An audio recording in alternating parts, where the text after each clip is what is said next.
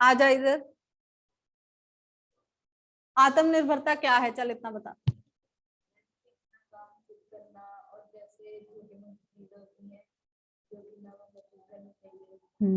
आत्मनिर्भरता का फायदा क्या है? हमें किसी भी कार्य के लिए किसी दूसरे पर डिपेंडेंट नहीं होना पड़ता, निर्भर नहीं होना पड़ता। दूसरा, आत्मनिर्भरता क्या है? सफलता की कुंजी है। आज हम छोटी छोटी बातों से शुरुआत करेंगे तो आगे जाकर हमें जो डिसीजन मेकिंग में कोई परेशानी नहीं होगी, हमें अपने फैसले करने में परेशानी नहीं होगी, क्योंकि अब हम आत्मनिर्भर हैं। हम छोटी छोटी बातों पर अपना खुद का स्टैंड ले सकते हैं। तो आगे जाकर ये हमारे उसमें क्या कहते हैं, हमारे व्यक्तित्व में शामिल हो जाता है। जब हम कार्य करते हैं कोई अपना अपने हिसाब से, तो उस हिसाब से हम अपनी जिंदगी के फैसले भी हम अच्छे ढंग से ले सकते हैं। ठीक है, एक बैलेंस करना आत्मनिर्भरता आपको सिखाती है। ओके जी, 4 टॉपिक हैं और मुझे नहीं लगता कि इन चारों में ऐसा कोई इतना मुश्किल है जो हमें समझ में नहीं आएगा। भ्रष्टाचार है, विज्ञापन का जीवन पर प्रभाव है, स्वच्छता है और आत्मनिर्भरता है। चारों ही अनुच्छेद जो हैं वो बुक में शायद दिए गए हैं। आपको अगर नहीं कुछ पता चलता है या 2-4 लाइनें आपको लगता है कि हमें हेल्प की जरूरत है, तो बुक जरूर एक बार देखें। लेकिन मैं नहीं चाहती हूँ कि आप पूरा बुक का रट्टा मार के वही चेपें। अपनी भाषा में लिखें, ताकि अपनी भाषा में लिखा कार्य हमेशा आसान होता है। यही आत्मनिर्भरता है, जब हम बुक्स पर डिपेंडेंट नहीं है, खुद अपना टॉपिक सोचकर दिमाग से लिख रहे हैं, तो ये आत्मनिर्भरता ही है। हमारे सोचने की पावर बढ़ रही है, हम जान रहे हैं कि हम किसी टॉपिक पर क्या लिख सकते हैं। हमारा जो ये है ब्रेन लगातार काम करने की वजह से विकास कर रहा है। ठीक है, तो कोशिश हम सब ने क्या करनी है कि बुक की सहायता जरूर लेनी है। केवल सहायता लेनी है, लिखना आपने अपने शब्दों में है। इसी तरह लेटर भी हमने आपको इसीलिए नहीं दी पर्टिकुलर, हमने सीधा लिखा संबंधियों को। कंटेंट कुछ भी हो सकता है, कि मतलब कुछ भी कंटेंट हो सकता है। जैसे मैंने आपको उस दिन करवाया था कि आपके चाचा जी ने आपको जन्मदिन पर उपहार भेजा, उनको धन्यवाद पत्र लिखे, है ना। इसी तरह अपने पिताजी को अपने स्कूल के बारे में बताते हुए कि आपका स्कूल कैसा है, पत्र लिखें। ठीक, माता ने आपको हॉस्टल में पैसे भेजे हैं, उसके लिए उनको धन्यवाद लिखें। या अपने पिताजी से या माताजी से पैसे मंगवाने के लिए, आप हॉस्टल में रहते हैं, जरूरी काम के लिए आपको पैसे चाहिए, तो उसके लिए पत्र लिखें।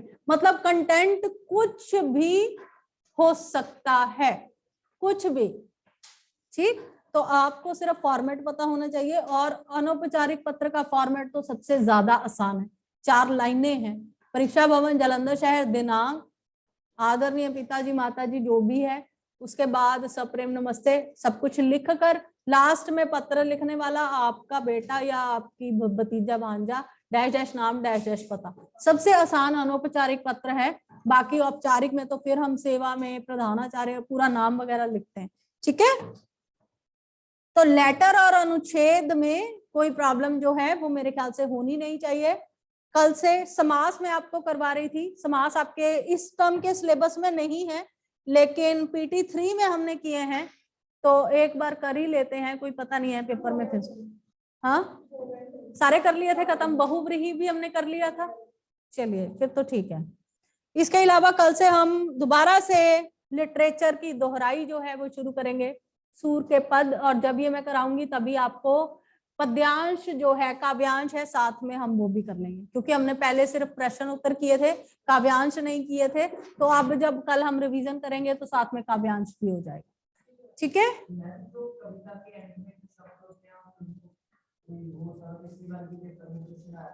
अनुप्रास अलंकार की बात कर रहे हैं। अलंकार अनुप्रास आता है या ज्यादा से ज्यादा यमक अलंकार आता है। अनुप्रास होता है जब हम किसी वर्ण का बार बार जो है इस्तेमाल करते हैं। चौक कहाँ है भैया?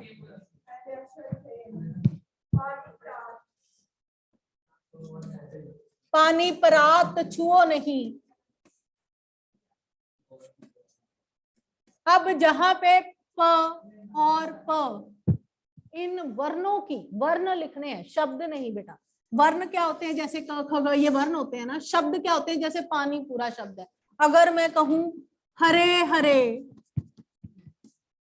लाल लाल, तो ये शब्दों की पुनरावृत्ति है, तो जब शब्दों की पुनरावृत्ति होती है तो ये पुनरुक्त अलंकार होता है। ठीक है, तो कभी शब्द में नहीं देखना, क्या देखना है आपने, वर्ण देखने हैं।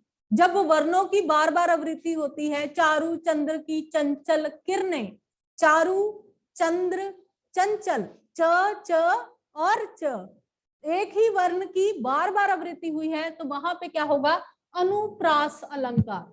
आपको सिर्फ एक ही अलंकार कराया गया है। ये पुनरुक्ति होता है बेटे, जब शब्द एक जैसे हों, हरे हरे लाल लाल, ये पुनरुक्ति है। ठीक है, पुनरुक्ति। बल की वेनी, बिल्कुल अनुप्रास, ब और ब। ठीक है,